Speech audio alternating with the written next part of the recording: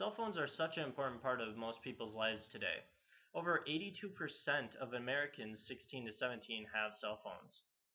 The purpose of my presentation today is to show how texting can affect your ability to drive and focus on the road, as well as to persuade people to stop texting and driving. I'll be using facts I have found on the research I have done, as well as resources like audience analysis and my personal experiences. I know from my audience analysis and the knowledge question I asked that the three people that responded had no idea how many states had laws against texting and driving.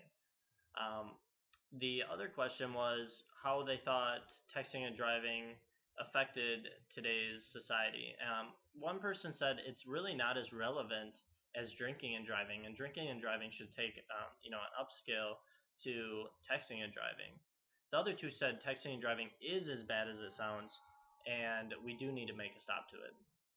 Now, I'll come back to the drinking and driving aspect for this audience analysis because I want to, persuade them that texting and driving is as bad as it sounds.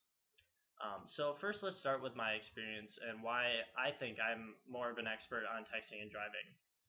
So my expertise on this subject has come from countless of hours of research I've done by myself as well as for this project. Um, Basically, let's start with the story. You know, I first was triggered off to texting and driving when I was actually in high school. I was sitting at a stoplight when somebody pulled up next to me, who I knew from high school. I looked over and they were texting, looking in their lap while we were at a red light. Now, I didn't think much of it. I just thought, hey, they're cool. It's high school, whatever. So the light turned green, and I proceeded to go. Um, they were left behind because they must not have seen the light turn green. They were reacting late because of texting. A little bit down the road, finally, I saw them coming up. They were going fast, going past me. Now, they weren't going that fast, but I was slowing down because there was a red light ahead. They did not slow down, and they proceeded to drive straight through the red light. And luckily, another Tahoe, a black Tahoe, almost hit the back end, but they saw them coming and braked. All I thought to myself is how that person's texting while driving could have caused them to die, could have caused this person to die. Who knows? They might have had a family. These people could have died, and it gave me a personal tie to it because I knew that person from high school. Now, it was after that I started noticing also, when I go to CBTC, I walk through the halls and you see people just texting, looking to the ground, whatever. Now, based on that, I've seen people run into people countless times, and this is just walking. Imagine if you're driving 55 miles an hour on a road, for 5 seconds. And I actually have a fact based on that right here, and it's from textinganddrivingsafety.com. 5 seconds at 55 miles an hour, you would drive a football field's length without looking at the road. Now, I'd say you're crazy if you tell me that you can pay attention to all the distraction on the road without looking at the road for a football field's length. Also in 2011, they reported that 23% of auto collisions involve cell phones. They report also that text messaging makes a crash up to 23 times more likely than anything else you can do. Other activities that also risk to crash are dialing the phone, which takes about 2.8 times as more risk, talking or listening on the phone, which is 1.3 times more risk, and reaching for a device, which can be 1.4 times more risk. Let's take a look at I went to iihs.org and found this report to answer the other audience analysis about how many states have texting while driving laws. So here it is. I printed this off. Now, it may be hard to see, but any states that you see in the green here have texting while driving laws. So that's the majority of them. It turns out to be 44 states. They all are against the law to text and drive, no matter who you are, what you do. Anything that you see in blue here, down in here, which is Texas, Oklahoma, Missouri, and Mississippi. They have limited laws, meaning in Missouri you have to be 21 or older to text and drive. And in the other 3, you just have to not have a learner's permit and be over the age of 18.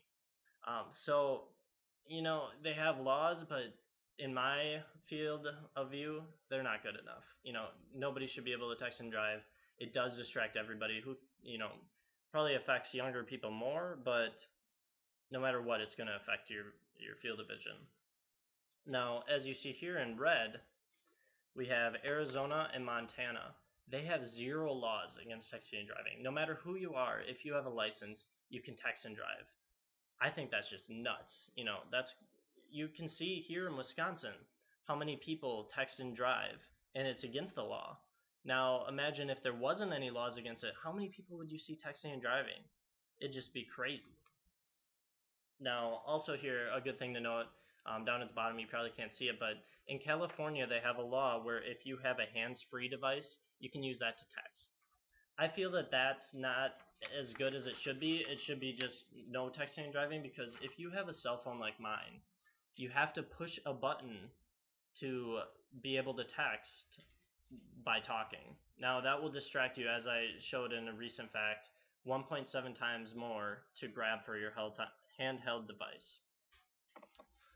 Going back to the other audience analysis where they said drinking and driving was more important, I went and found an article specifically for this on CNBC.com. They did a test with a reporter who basically did unimpaired stopping, legally drunk stopping, reading an email and stopping, and sending a text and stopping. Now, this is just one study that I found, but I want to persuade him to go and look more into this. Now, when he was unimpaired, it took him 0.54 seconds to brake. When he was legally drunk, you added 4 feet to that. When he was reading an email, it added 36 feet to that. And when he sent a text, it was 70 extra feet to that. Now imagine going from 4 feet to 70 feet. And as I said before, I'm not an advocate for drinking and driving, but I just want to show the realistic features of what it can do to a person. So basically, I also found stoptextstoprex.org, where they have a really good fact. As of December 2012, 171.3 billion text messages were sent in the US. And here's a kicker. That's every month. Every month that many texts are sent. Can you imagine how much of that is done on the road? So I hope today I persuaded you to look into texting and driving and stopping it if you do it. StopTextStopRex.org has some really good tips. They have out of sight, out of mind. Put it away, put it in the glove box. It won't be there to distract you. They also have silence is golden. Turn off the notifications. The less you hear on your phone, the less you'll be more tempted to do it. They also have designated texter. If you have a passenger, just have them text for you. It's easy, it will help, and everyone will be safe. Thank you for listening.